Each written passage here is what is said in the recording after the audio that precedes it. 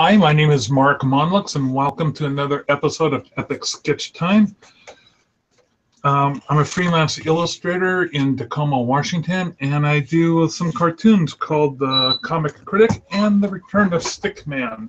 You can find me at markmonlux.com.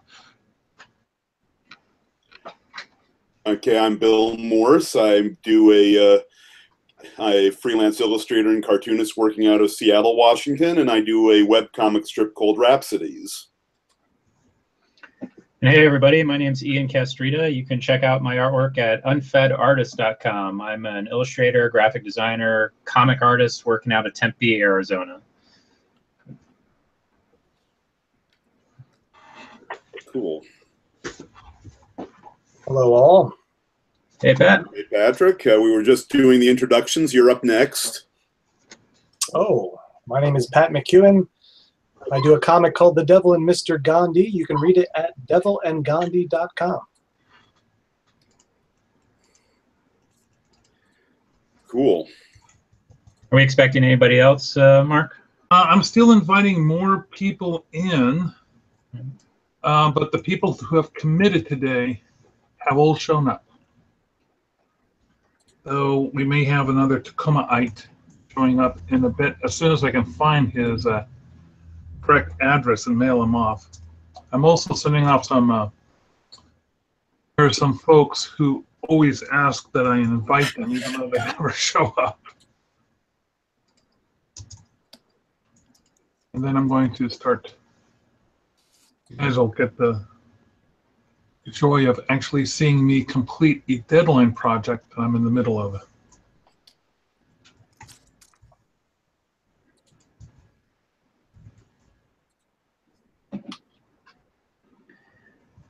I haven't actually touched my artwork since the last time I was on Sketch Time, but I guess that was the point of it. I kind of wanted to make sure this was something that someone could see the whole process of if they were watching the show. So. Although I did cheat and I did put some work on it since then, last time, but.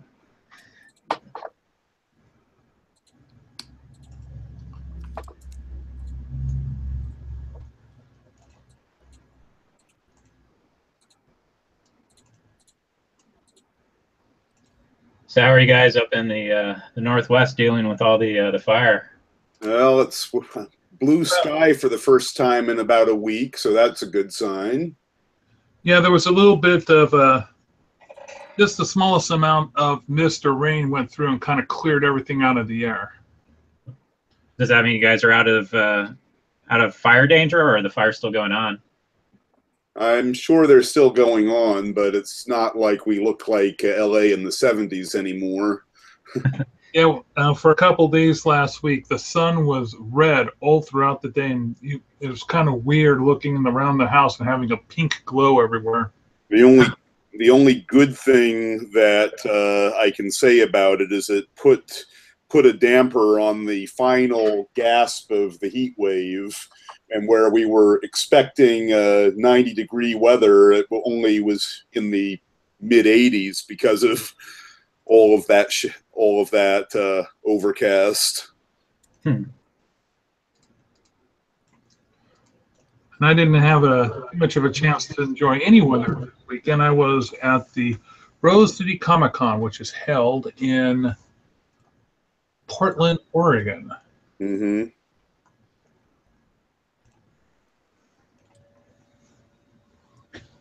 And what I'm screen sharing with you guys today is I'm doing a storyboard.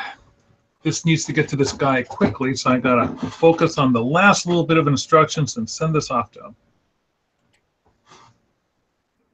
Is this for that guy you do the storyboards for the photographs? Yes. Okay.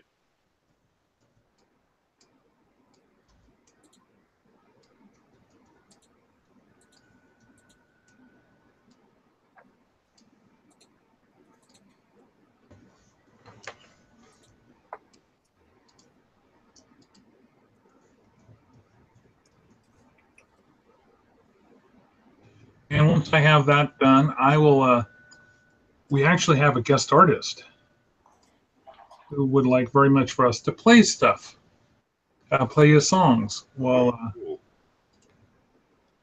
No kidding.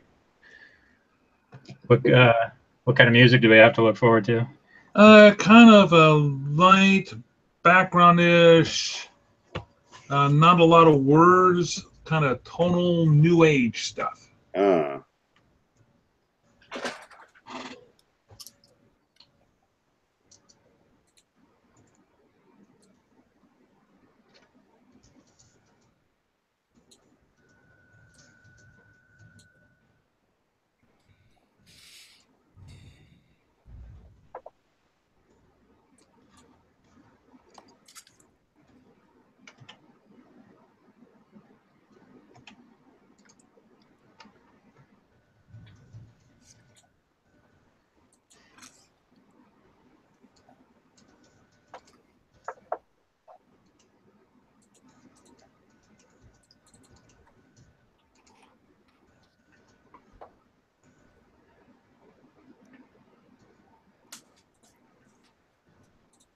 Is that a commission that you're working on, Patrick?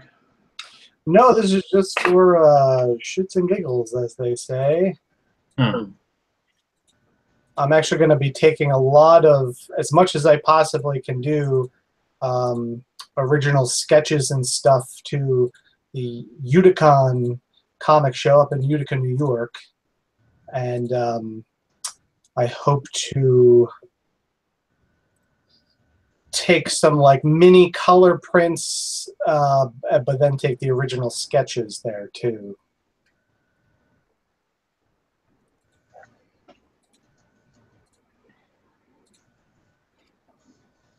It sounds like everybody's been doing comic conventions.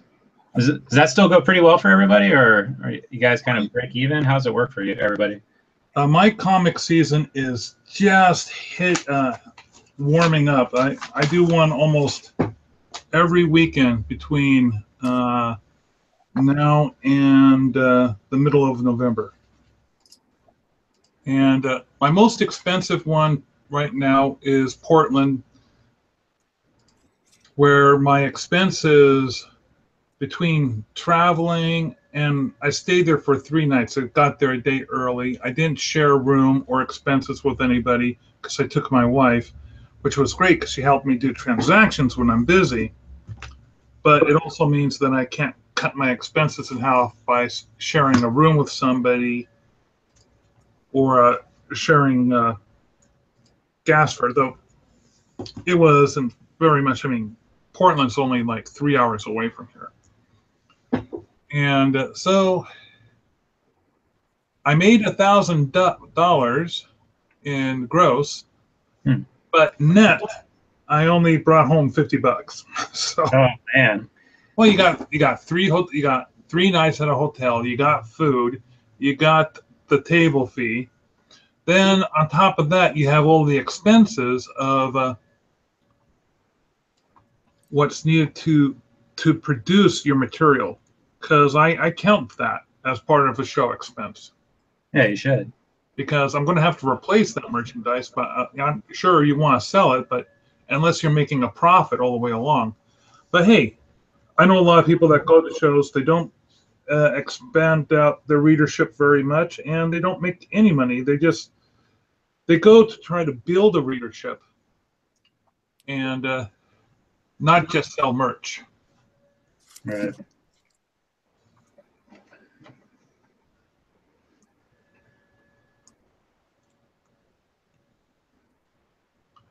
What about for you, Patrick? Is this convention that you go to, does it do pretty well for your business, or is it just kind of I'll be honest. So I've only tabled at 2 places. One at the Small Press Expo, SPX, which is going to be next weekend, down in Bethesda, Maryland.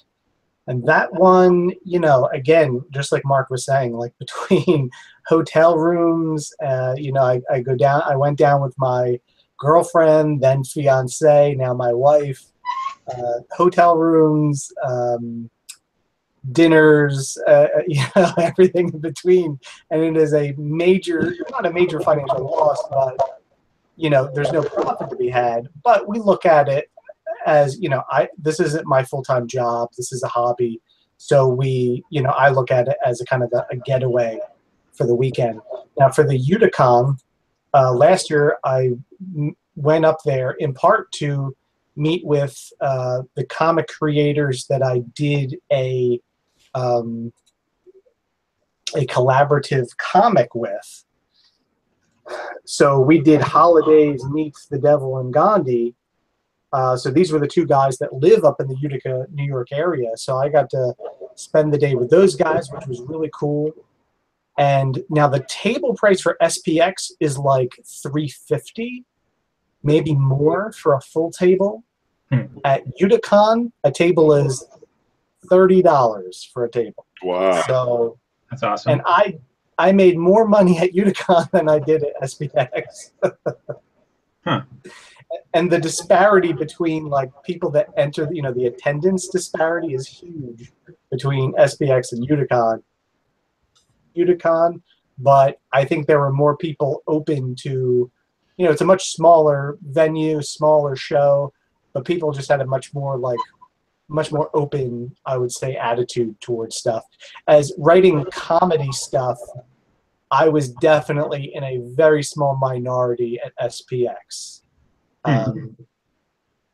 So I try to look at it like, hey, let's go have fun. Let's go make a weekend of it. That's what I do. Wow, I'm doing a wacky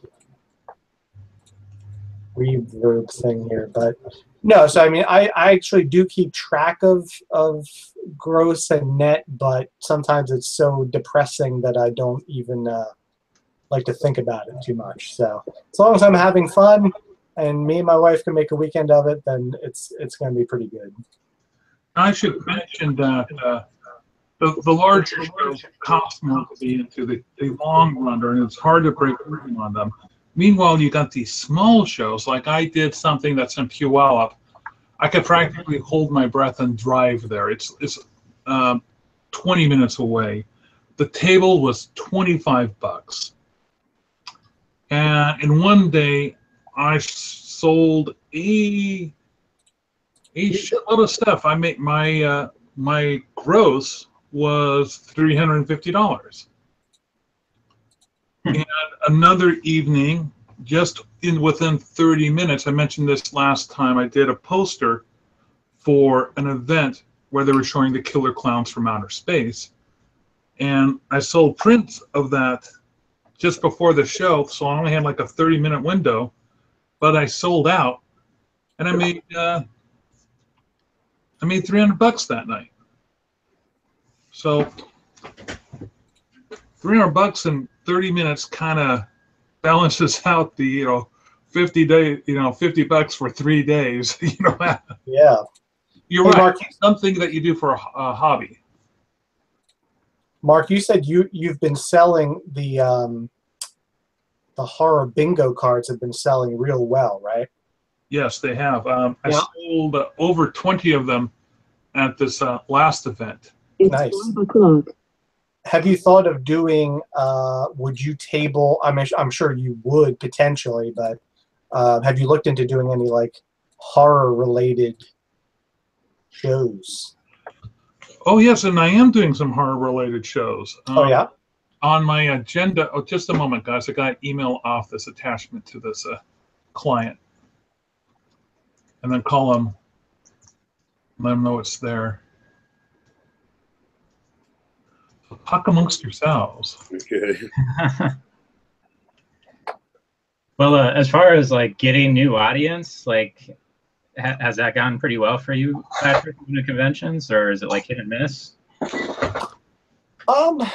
It's hard to say. I mean, I'm still building the core group of. I can't say that I've had tons of new followers and people that buy from me on a regular basis from specifically the Utica area. I mean, in my show experience, and I've just been going to shows for and tabling for the past 4 years or something like that. in my experience, it's a chance to meet someone that I know through Twitter and has already bought like most of what I've made. So in a weird way, I'm like meeting people in real life that I already know online and are already paying customers. Let me double check and I'll resend it.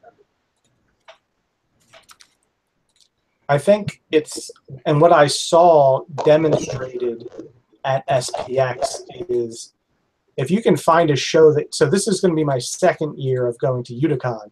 If you can find a show that you like, feel like at home with, you kind of have to just keep going year after year to get those, you know, to build an audience. Like I saw people at SPX that definitely, they've been seeing the same people year in and year out. They always come back for whatever they've done, their new piece of comic, their new creation.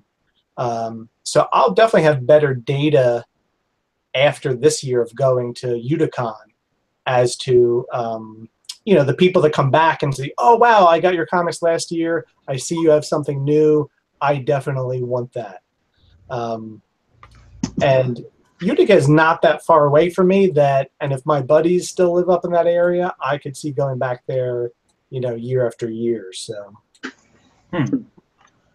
I'll say that I do conventions year after year. I do the same shows year after year. And I do have rabid fans who will buy anything I have that I bring to the show. And they're waiting for the next product.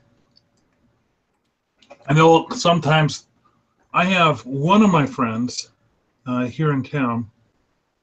He keeps buying to give my books away as gifts. And he must have bought 25 of my first book and at least 20 of my second book.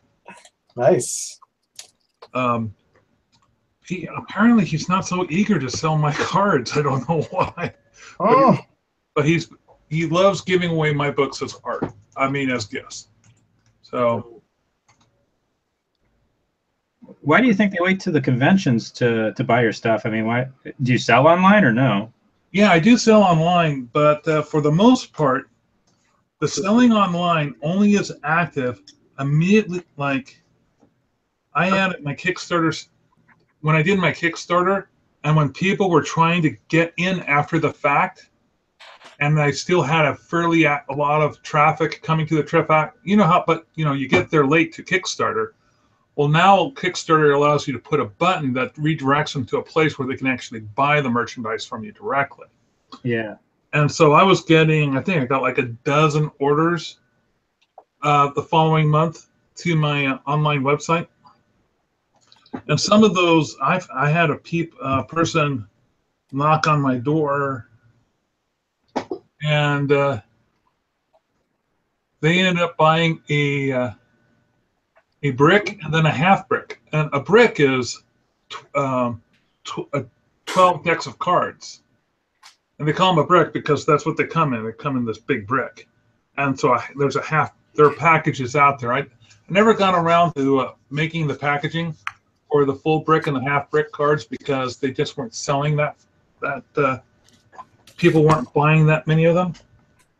I still have a half a brick of cards here that this one toy company came from, but they've never mailed me their address, so I haven't been able to send it off to them.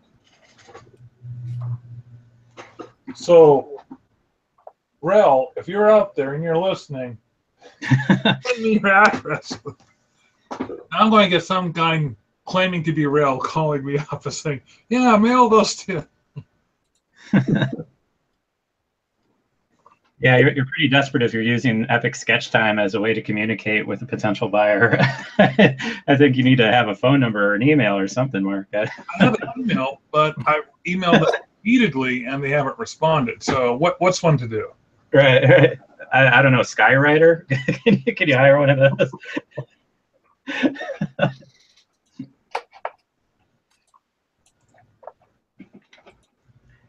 You know, I've always kind of, well, I guess I've lost the fancy for it in recent years, but like going to convention, it seemed like the next big step, and and it was always so nerve-wracking. And seeing other people do it, like established people who just do it year after year, and sometimes those first-timers who have an artist alley booth or something like that, like it's just so nerve-wracking because you want to do well, but you hear like the stories about, you know, the cost and the expense and whether or not it was worth their time.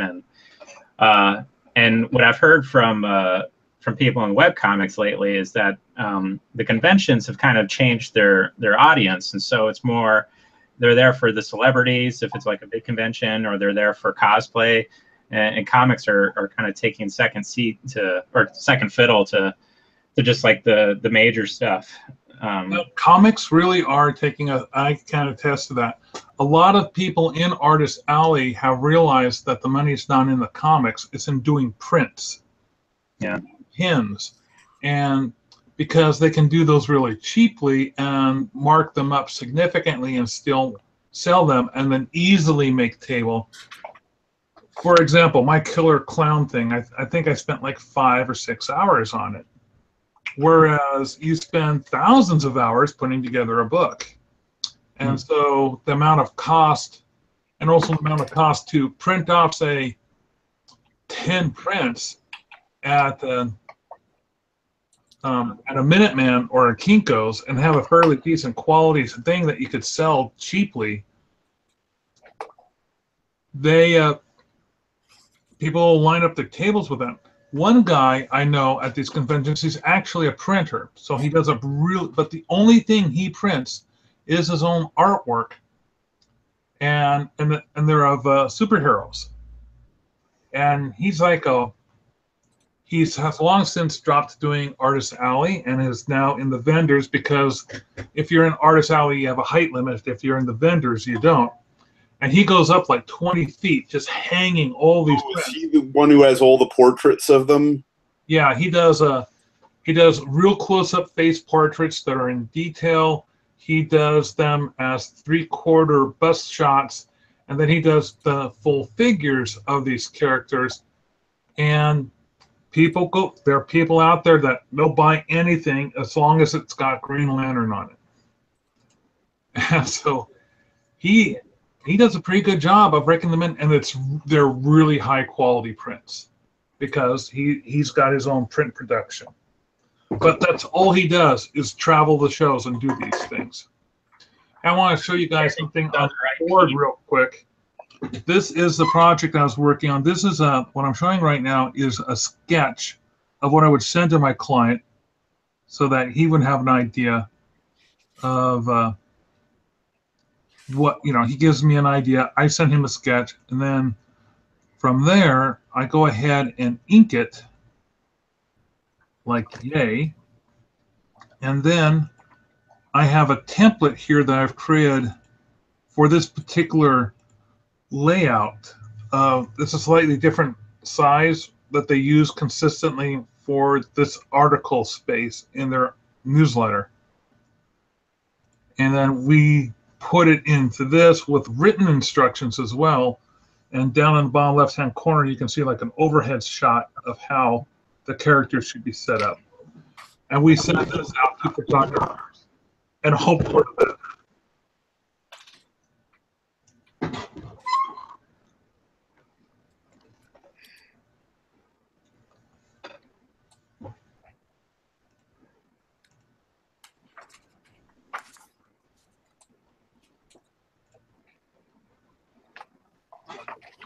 I can actually open up something else and work on it.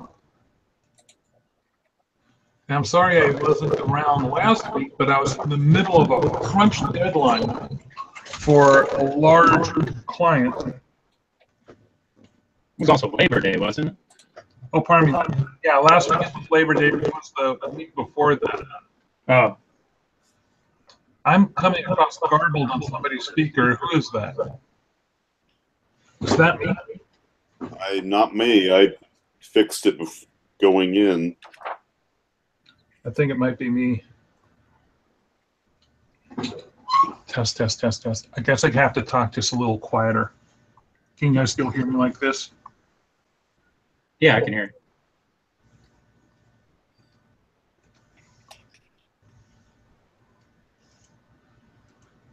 Oh, I was going to find that musician and start playing him in the background. Now that there's, what, 15 minutes left of the show.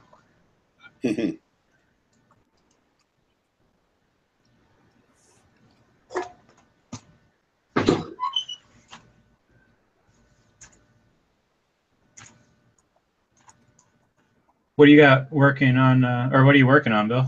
Just brainstorming for a new. Well, I was doing cleaning up some stock art for the strip, but right now I'm brainstorming for brainstorming for new business cards, and I've been is one of those ones where I've been having a bad case of what I call Baskin-Robbins syndrome. This sort of trying to figure out what to use. Oh, I got you. Too many choices? Yeah, exactly. Because it's sort of, I almost envy the accountants who just choose nice paper and a fancy print, whereas for illustrators and cartoonists, that business card is the first sample of your work, so you want to have something that catches the eye. Yeah. And I've got a bit of a deadline, not just the fact that I barely have 30 cards left, but also because I have I'm going to a creative conference in 3 weeks and no, 2 weeks, and I definitely will be passing out more than 30 business cards by when I'm there. So, are you out of business cards right now? I've got one last pack of them, but they're half of them are banged up, and I know I'm going to go through them pretty quick.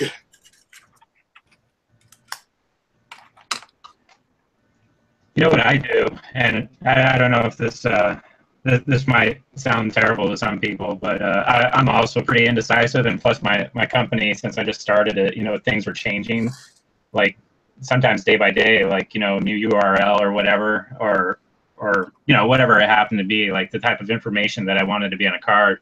Right.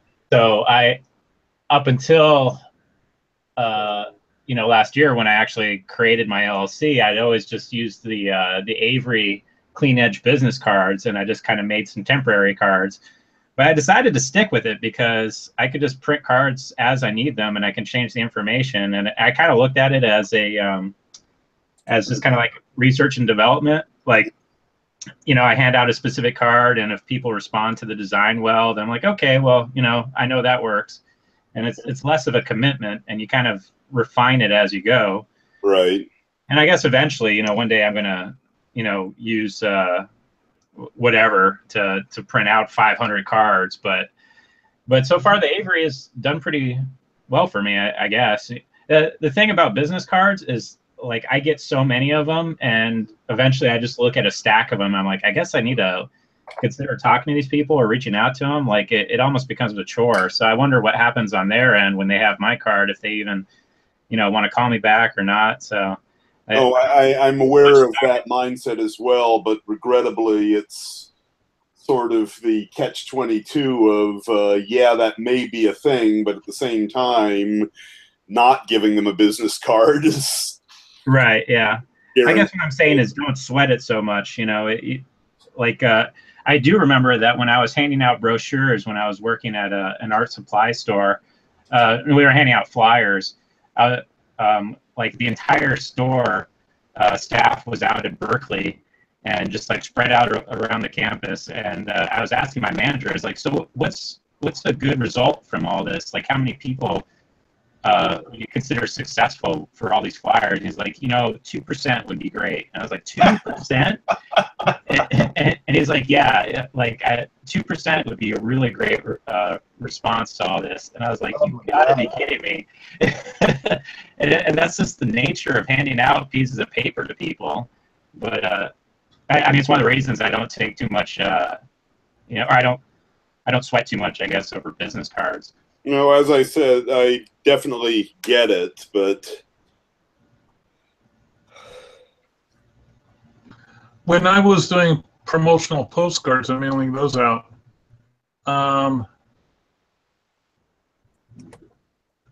a 5% response to postcards would be extremely high. And I was getting, a 5%. Most people would be happy with a 3% response rate on their postcards.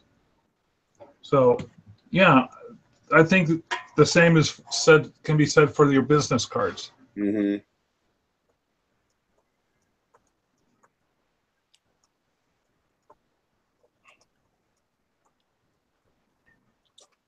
There was this video that was going around the web a long time ago, and I can't find it. I actually tried to look for it, but there was some guy who just thought way too much about his business card and was just like this alpha male jerk that, just like you're just watching him with your jaw drop to the floor. It's like, how does this man exist? But it wasn't a business card that he had. It was like a 3-fold brochure but he called it a business card. And it was just like, basically he was telling people as he was explaining his card, it's like, this is why my card is way better than yours and yours sucks. And it's just like you could have just summed up the entire presentation that way, but it was like die cut and like, just like super nice card stock and everything. But it was just like, oh my God, this guy is way into his own business card. Sounds like a real life version of that scene from American Psycho. Oh yeah. That's a great scene. I'm going to play you guys our guest artist for the week. This is Grant P. Hayes, and the song he has here is called The Norse Witch.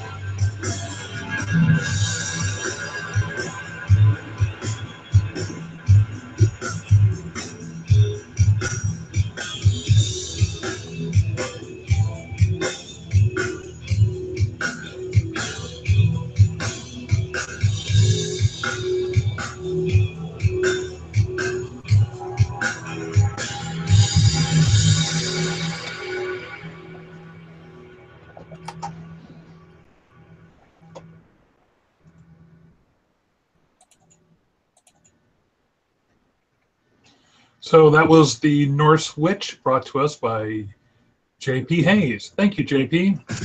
Ah, you only get it once. Does he have a, Can you say that again? does he have a website or URL? Yeah, see, he's on YouTube. Let's see what we have for his website. Channel name.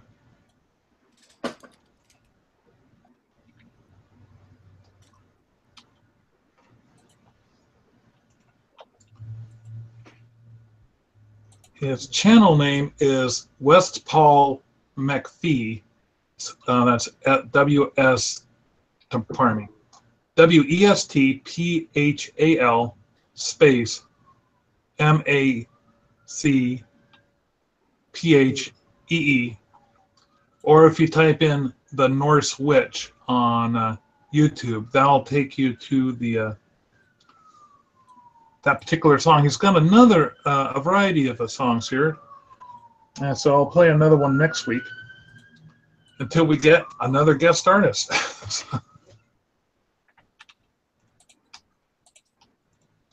And that link should be available in the doobly-doo. Speaking of which, will you guys take a moment to go into the comments and copy and paste your URLs so that I can go ahead and put them in the doobly-doo? Yes. What's the doobly-doo? The doobly-doo is the description that falls underneath the YouTube. If you, and it was started being referred to as the doobly-doo by, was it the Green Brothers? There are these two guys, and they would called the Vlog Brothers. And if you do a search for the Vlog Brothers, their YouTubes are channels very popular. They are the matter of fact, they became so popular that they started doing other videos. And if you were to type in crash course videos, they got some really excellent tutorial videos on a variety of subjects using a variety of YouTube people and animators. They've got really a very nice look down. I highly recommend their Crash Course World History and American History. You know, they're 5 to 10 minute little long vlogcasts, really informative. I'm struggling to go through their series on computer programming because I found it very difficult to understand a lot of tech talk. But even after going through those videos a couple of times, I'm still having a hard time wrapping my head around what exactly a RAM is. But I have a better idea of what I don't almost know. So. It's a very aggressive male sheep, isn't it?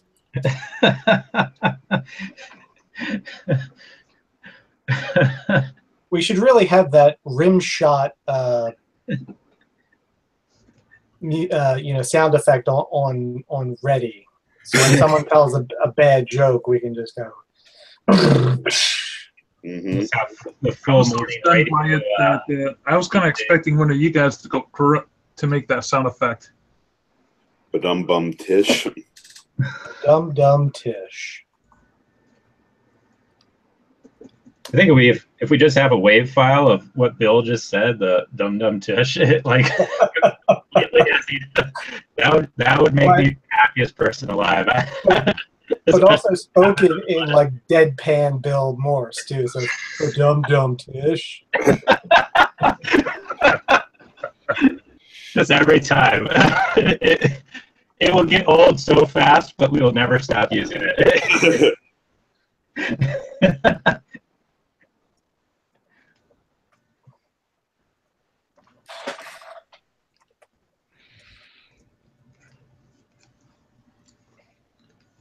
So if you look at my screen for a moment, can anyone guess this alien? Is it the Selenites from Voyage to the Moon? No. I have no idea. This is the alien that pops out of the throat during the Hidden, which was a pretty fun 80s sci-fi horror movie. It's called The Hidden, Hidden. That's correct. I highly recommend that you watch The Hidden. The Hidden 2, not so much. Of course, there's a sequel. How could it not be? But I think it was Kyle MacLachlan starred in it.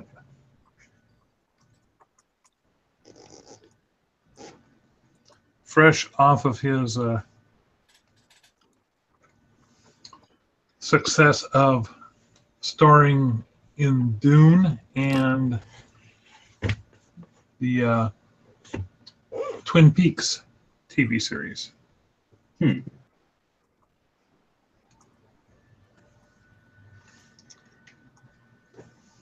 Mark, have you ever done the creatures from Tremors? No, I haven't. Really? I focus on the obscure movie aliens, Oh, geez. obscure monsters. Because that's like the one like monster movie that I remember really well, and I was thinking if you had a print of that, I'd probably buy it from you.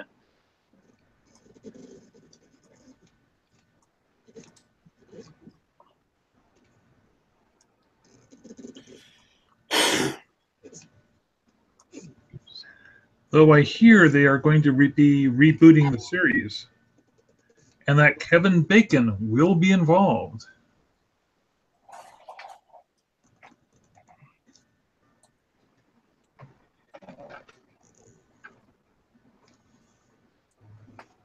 How many movies? There was only 3 Tremors movies, right? Oh, sir, there was a TV series. What? There were also TV movies. There were, okay, as far as I know, there's 4 Tremor movies. Oh, man. The one guy who remains consistent through all these shows is the survivalist character.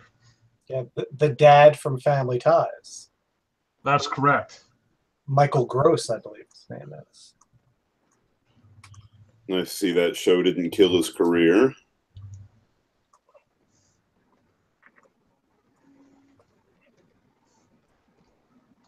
You were asking me earlier what other horror conventions I have coming up.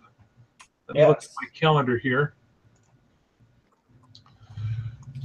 So next weekend in the city of Normandy Park, I'm going to be doing Zombie Fest. This is a free to attend out in the middle of Albertson's parking lot type thing with lots of tents, and this will be the 3rd or 4th year I've done it. And for me, it's a great one-day show. Nice. It's one of those shows where I think it was $60 to set up this year. The first year it was $40. Last year it was $50. This year it's $60. Oh my God, the price of it's. But I already had a tent, and this is where I take my tent out. Let's see. Then I don't have anything for a weekend. The weekend after that is on October 1st is Fantasticon. Then the following week, I'm not really doing so much event where I'm selling stuff, but I am participating in 24-hour comic, and I'm coordinating with the Tacoma Games store. Our group down here, CLAW, the Cartoonist League of Absurd Washingtonians, always has a crowd of artists in there that starts at 10 a.m. and runs till 10 a.m. And then I get a weekend off because that weekend is my wife's birthday, and she doesn't like me to have anything on to do a show on her birthday. But I believe there is a comic book convention in Yakima that weekend, The following weekend, on the October 21st, is the Bellingham Comic Con. This is a great little one-day show. Bellingham is located, I would say, if you were driving north from Seattle, it's about 3/4 of the way to the Canadian border.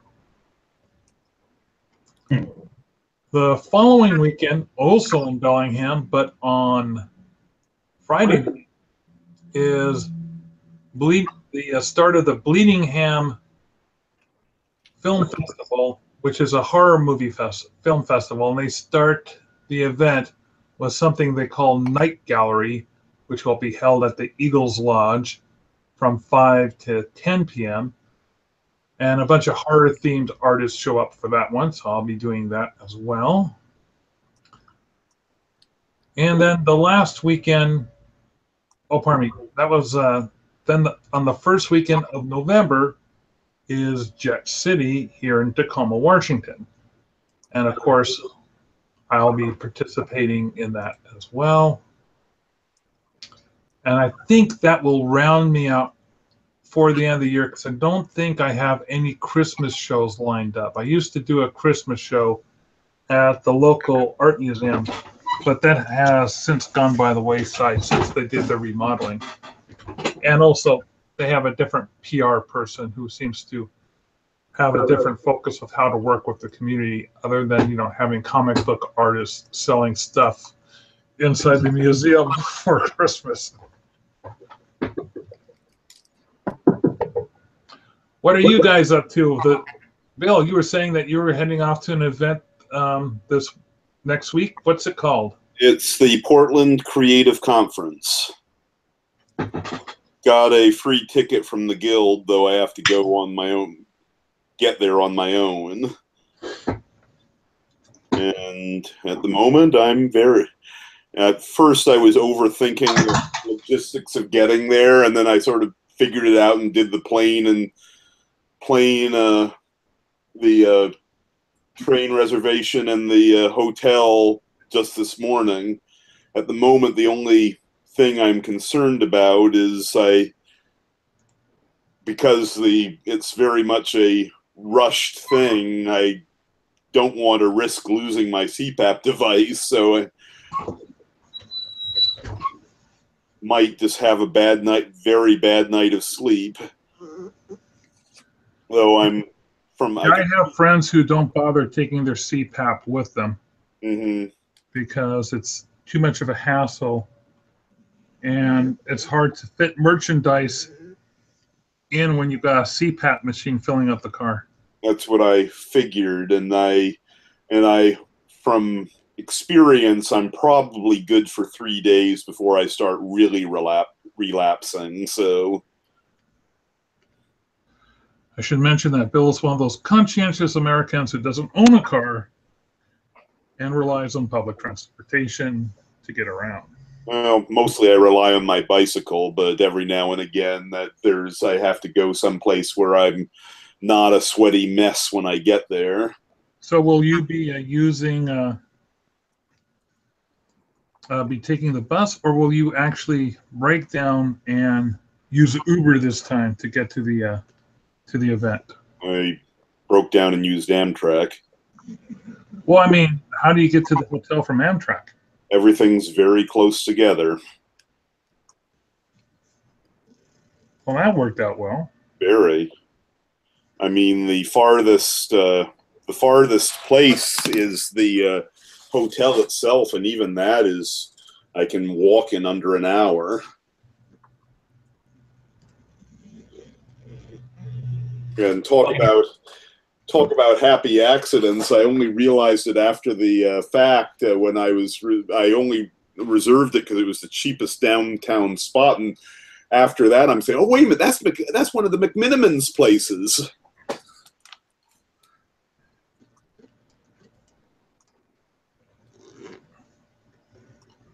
Well, it was one of the what places? McMinimans is a chain of microbrews. Okay. They have these really cool. They all are decorated in these really cool medievalish European pagan murals. And they have pretty good beer too, and very good burgers. You sold me. I haven't been going to them quite as much as I'm not as big a fan as I used to be, because as time went on, their definition of pint kind of shrank a bit. Or they barely, what they call a pint barely passes as a large schooner. Speaking of food reviews, if you're in the Portland area, over by the convention hall, I highly recommend Frank's Noodle House, which was featured on Drive-Ins, Dive-Ins, and Dives. And they do hand-pulled noodles there, and they're very good. I also love going to Milo's Cafe, which is on the same street. Milo's is, they're really excellent. I put together this restaurant, decided to serve the food he wanted to serve, and has daily specials. And so I never look at the menu. I just take whatever the daily special is, because it might be a little bit more than what's on the menu. But oh my God, it is absolutely wonderful. He's always making new dishes, and there's always a treat to go down there and have something new. I also ate at a restaurant with a wonderful name, Prime Rib and Chocolate Cake. That is an interesting mix. It's a more, believe it or not, they kind of have a higher end look to them, but their chocolate cake's pretty stellar. And I was going to try their prime rib, but Frank's Noodle House won out in the end, and so maybe I'll get some prime rib next time. And it was either prime rib or Japanese food one of the nights, because the show went very late. It went till 8 o'clock, and we wanted to hit someplace that was still open. And the Japanese place, which was called Yuki, which is right next to, of all places, Milo's Cafe, serves a very nice tempura. I'm almost regretting this being an overnight. Hey, Mark, how are we doing on time? Are we wrapping up? Oh, geez, we are past time. So I want to thank everyone for joining us on this week's episode of Epic Sketch Time. Thank you, Bill. Thank you, Pat. Thank you, Ian. Okay. Thank you, everybody. And I will post your URLs in the doobly-doo along with our featured artists for the week. And I will see you all next Monday. Okay. Take care, everybody. Ciao.